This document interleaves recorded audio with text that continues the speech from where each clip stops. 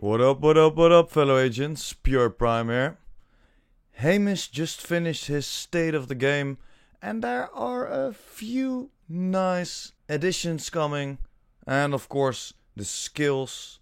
Don't worry, guys. I heard a lot of people talking about that they are gonna nerf the P416 or all the ARs, but don't worry about it.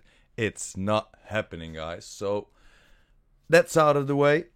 They finally gave us a date when the TU5 is coming out. And TU5 is coming out in 2 weeks on the 30th of July. But if you have a year 1 pass, you can join and update it on the 23rd of July. And you can play the 2 missions that it's giving you, and it will give you a first part of the investigation zone, and that will be a new addition to this first episode. On the 30th of July, they will give us the second part of that investigation, so we can clear and find everything we can find over there.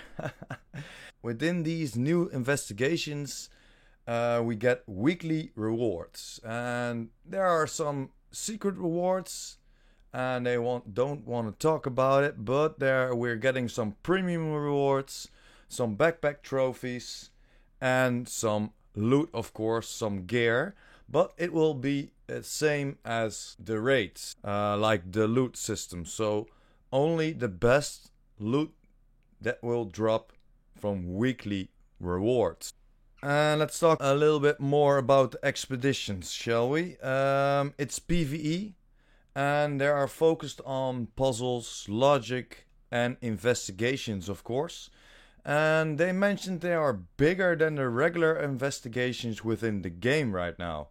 And they're even giving some extra narrative story, so definitely nice to have some additions like that.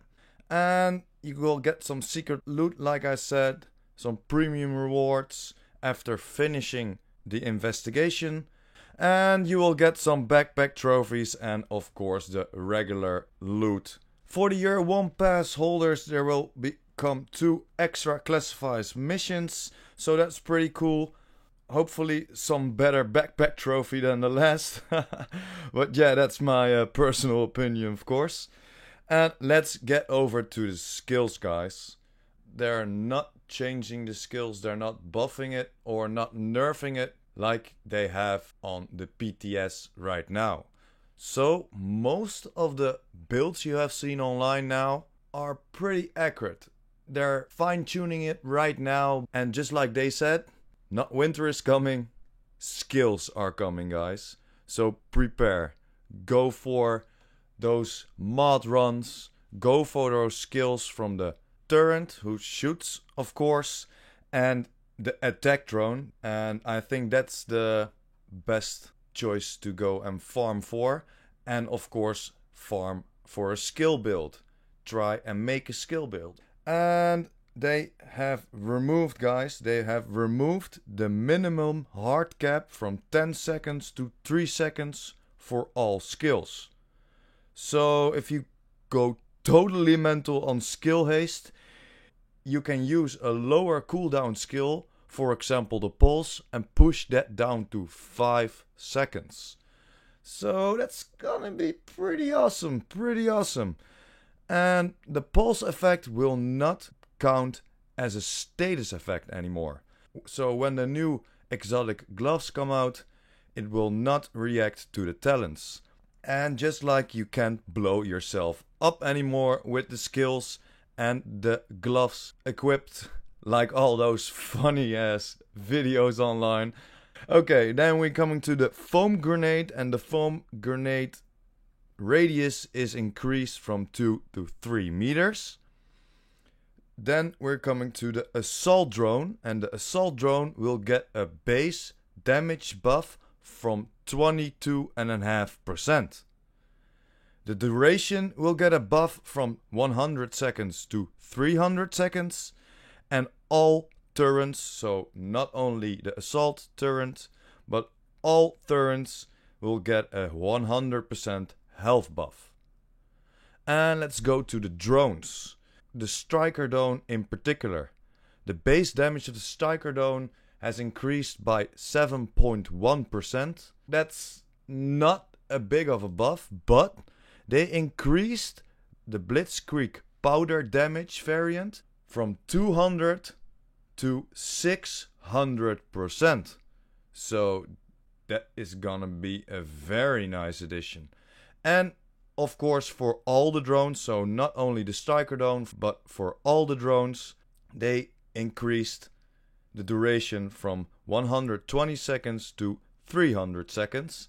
Let's get over to the Seeker Mines. For the Cluster Seeker Mines, they increased the radius from 3 to 4 meters and increased the base damage with 42.8%. So that's gonna be a lot. But they confirmed that the explosive Seeker Mine will have a radius of 6 meters instead of 5. And the base damage will get a buff of 25%. So that's very nice. And they confirmed that it's gonna be the hardest hitting skill in the game. So it's gonna be a very good idea to create a nice explosive build as well. But I will come back on that and show you some skills and some builds that I've been working on.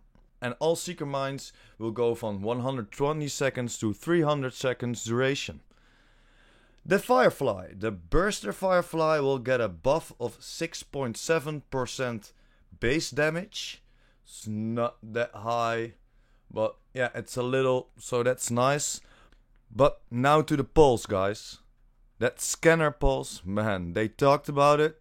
It's gonna be OP in my opinion. But yeah, the Scanner Pulse cooldown will start after 3 seconds after you activated it, instead of after completion, what it is now.